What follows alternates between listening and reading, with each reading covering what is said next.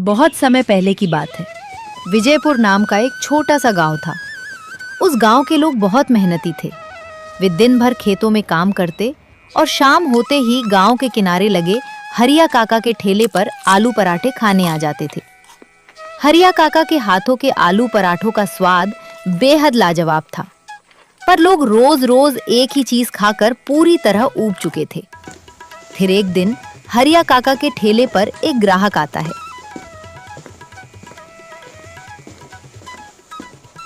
अरे काका, क्या रोज रोज एक ही चीज बनाते हो यार?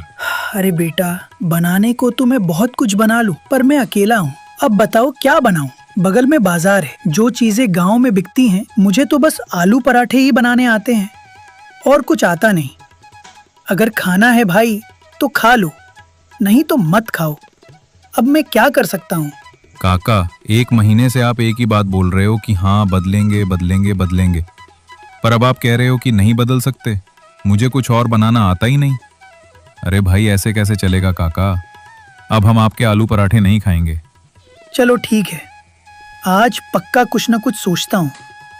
वैसे भी मैं घर में अकेला ही रहता हूँ, कुछ न कुछ बनाने की कोशिश करूँगा। ठीक है ना? वैसे भी काम धंधा बहुत मंदा चल रहा है, मुझे भी लगता है कि अब कुछ बदलना ही पड़ेगा। इतना बोलकर काका तुरंत उसके लिए एक प्लेट लगा देते हैं। वो ग्राहक पराठा खाता है और वहां से चला जाता है। उसके जाने के थोड़ी ही देर बाद गांव का मुखिया और उसका नौकर रामू ठेले पर आ धमकते हैं। अरे मुखिया जी, आइए आइए बैठिए। आज कैसे आना हुआ? अरे हरिया, पूछ तो ऐसे रहा है जैसे तुझे कुछ पता ही ना हो। गांव के सारे दुकानदारों ने हफ्ता मेरे घर पहुंचा दिया है, पर तू हफ्ता कब पहुंचाएगा ये बता। अरे मुखिया जी, हफ्ता किस बात का? जब दुकान चलेगी तभी तो हफ्ता दूंगा। दुकान बहुत मंदी चल रही है, बात को समझिए। मुश्किल से दिन भर में 10 से 12 प्लेट ही बिक पाती हैं। उससे तो बस घर का खर्च ही निकल पाता है। घर का खर्चा? अरे घर में तू अकेला है, क्या खर्चा करता है तू? मालिक, अकेला हूँ, मानता हूँ। भगवान ने मेरा सब कुछ छीन लिया। जवान लड़का और पत्नी दोनों चले गए, पर थोड़ी बिक्री होने दीजिए, मैं आपका हफ्ता दे दूंगा। चल ठीक है, अगले हफ्ते आऊंगा। और सुन, मैं किसी गरीब के ठेले पर कुछ खाता नहीं हूँ, समझे? चलता हूँ। इतना बोलकर मुखिया तुरंत वहां से चला जाता है। काका पूरी तरह उदास मन से सोचने लगते हैं कि हे भगवान, कैसा दिन आ गया है कि आज हर तरफ से मुसीबतें घेरने लगी हैं। काका उदास बैठे ही थे कि तभी वहां से एक परदेसी जोड़ा सीधा उनके ठेले पर आता है। अरे काका, राम राम। आपके ठेले से तो बहुत ही अच्छी आलू पराठे की महक आ रही है। मानना पड़ेगा काका, आपके हाथों में तो बहुत जादू है। बहुत स्वादिष्ट पराठे बनाते हैं आप। अरे छोड़ो बेटा, इस दुनिया में अब मेरा कोई नहीं है। मैं अकेला हूँ। भगवान ने सब छीन लिया, बस यही एक ठेला बचा है, और मुझे लगता है कि अब ये भी बंद हो जाएगा। काका, आप ऐसा क्यों बोल रहे हैं? क्या हुआ? बेटा, मेरी जवानी में ही मेरा जवान बेटा और पत्नी दोनों इस दुनिया से चले गए। अब मैं अकेला ही इस ठेले को चलाता हूँ, पर लोगों को अभी आलू पराठा पसंद नहीं आता। कहते हैं कुछ बदलो। अब क्या बदलूं, मेरी समझ में नहीं आता। ऐसा क्या है आलू पराठे में? काका, जरा एक प्लेट हम दोनों के लिए भी लगाइए तो। अच्छा बेटा, अभी लगाता हूँ। काका तुरंत उन दोनों के लिए पराठे की प्लेट लगाते हैं। वे दोनों पराठा खाते हैं और खाने के बाद कहते हैं, काका, स्वाद तो बहुत बेहतरीन है, बहुत ही मजेदार। पर एक बात बताएं काका, अगर लोगों को कोई दूसरी चीज चाहिए तो मेरे पास एक आइडिया है। वैसे मैं अपनी पत्नी के साथ 1 महीने के लिए घूमने निकला हूं। ऐसे ही गांव-गांव घूमता रहता हूं। अगर आप बुरा ना माने तो क्या हम आपके यहाँ रुककर आपको कुछ नया सिखा दें? बेटा, अगर रुकना है तो एक दिन क्या, 1 महीने या पूरी जिंदगी रुको, कोई बात नहीं है। चलो, तुरंत मेरे घर चलो। काका उन दोनों को लेकर अपने घर आ जाते हैं। घर जाने के बाद तीनों लोग बैठकर आपस में बातें करने लगते हैं। बेटा, ऐसा क्या नया आइटम बनाओगे तुम? काका, हम पिज्जा बनाएंगे। पिज्जा शहर का बहुत प्रसिद्ध आइटम है। देखना, जो गांव वाला एक बार खाएगा, उंगलियां चाटता रह जाएगा। हाँ, बहुत बढ़िया आइडिया है। बहुत बढ़िया आइडिया है मोहिनी। जी बिल्कुल। बेटा, इतनी बातें तो हो गईं, पर तुम्हारा नाम क्या है? मेरा नाम किशन है काका, और मेरी पत्नी का नाम मोहिनी है। आप दोनों बैठकर बात कीजिए। मैं बाजार से पिज्जा का सारा सामान लेकर आता हूँ। फिर कल सुबह होते ही हम पिज्जा तैयार करके ठेला लगा देंगे। किशन तुरंत बाजार जाता है और किराना दुकान से सारा सामान खरीदकर सीधा घर लौट आता है। घर आकर सभी लोग बातें करते हैं और सो जाते हैं। अगली सुबह किशन और उसकी पत्नी मोहिनी मिलकर पिज्जा बनाना शुरू करते हैं। पिज्जा बनने के बाद काका और किशन दोनों मिलकर ठेला लगा देते हैं। ठेला लगाए अभी थोड़ी ही देर हुई थी कि गांव की दो औरतें उनके ठेले के पास आती हैं। अरे काका जी, ये क्या बना दिया? गोल गोल पराठा तो नहीं लग रहा है। क्या नया आइटम है काका, जरा बताइए तो सही। अरे भाभी जी, ये पराठा नहीं बल्कि इसे पिज्जा कहते हैं। पिज्जा शहर की मशहूर चीज है। शहर में लोग इसे बहुत पसंद करते हैं। अभी गांव में नया नया आया है। एक बार खाकर तो देखिए। पिज्जा? अच्छा, पिज्जा मैंने सुना था। मेरी बहन शहर में रहती है। उसने बोला था कि जब गांव आएगी तो पिज्जा लेकर आएगी। वैसे काका, गांव के हिसाब से कितने रुपए का है एक? अरे बेटी, ज्यादा महंगा नहीं है, सिर्फ 20 रुपए प्लेट। अरे, 20 रुपए प्लेट नहीं, बल्कि एक पीस 20 रुपए का। मुझे बताने में थोड़ी गलती हो गई। अच्छा, इतना सस्ता? वैसे आइडिया तो अच्छा है।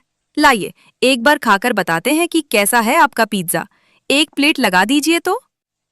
तुरंत काका उन दोनों के लिए प्लेट लगा देते हैं। दोनों औरतें पिज्जा खाती हैं और खाते ही हैरान रह जाती हैं। अरे काका जी, ये क्या बना दिया आपने? क्या कमाल की चीज बनाई है। क्या हुआ बेटी, अच्छा लगा क्या? अरे अच्छा नहीं काका, बहुत ही स्वादिष्ट लगा। ये तो इतना बेहतरीन है कि हम शब्दों में बता ही नहीं सकते। आप बस थोड़ी देर रुकिए, मैं पूरे गांव में इसका प्रचार करके आती हूँ। क्या बोलते हैं इसको? पिज्जा ना? हाँ, पिज्जा। मैं पूरे गांव में सबको बताकर आती हूँ। वैसे काका, ये लीजिए। चलो बहन, पूरे गांव में सबको बताते हैं। इतना बोलकर वे दोनों औरतें तुरंत वहां से चली जाती हैं। फिर थोड़ी ही देर में काका के ठेले पर गांव वालों की भारी भीड़ लग जाती है। देखते ही देखते कुछ ही समय में सारा पिज्जा खत्म हो जाता है। बेटा, आज पहले ही दिन मुझे ऐसा लग रहा है जैसे तुम मेरे सगे बेटे हो और मोहिनी मेरी सगी बहू है। काका, ऐसी भावुक बातें मत कीजिए, नहीं तो हमारा दिल यहीं रुक जाने को कहेगा। बेटा, रुक जाओ ना। मेरी सारी जमा पूंजी ले लो, पर मुझे अकेला छोड़कर मत जाओ। काका, आप उदास मत होइए। हम यहाँ पूरे 1 महीने रहेंगे, उसके बाद ही जाएंगे। बेटा, चलो ठीक है, पर तुम दोनों के जाने के बाद ये घर फिर से सूना सूना लगेगा। अगली सुबह होती है। काका और दोनों मिलकर फिर से ठेला लगा देते हैं। ऐसे ही दिन बीतते जाते हैं और काका का पिज्जा पूरे इलाके में मशहूर हो जाता है। फिर एक दिन गांव का मुखिया और उसका नौकर रामू अचानक उनके ठेले पर आ धमकते हैं। क्यों भाई हरिया, मैंने सुना है कि तुम कोई शहर का आइटम बना रहे हो। क्या बोलते हैं उसे, पिज्जा? हाँ, पिज्जा बना रहे हो और इस लड़के को काम पर रख लिया है, जबकि बोलते थे कि तुम्हारे पास पैसे ही नहीं है। अरे मुखिया जी, ऐसी बात नहीं है, ये तो मेरा बेटा है।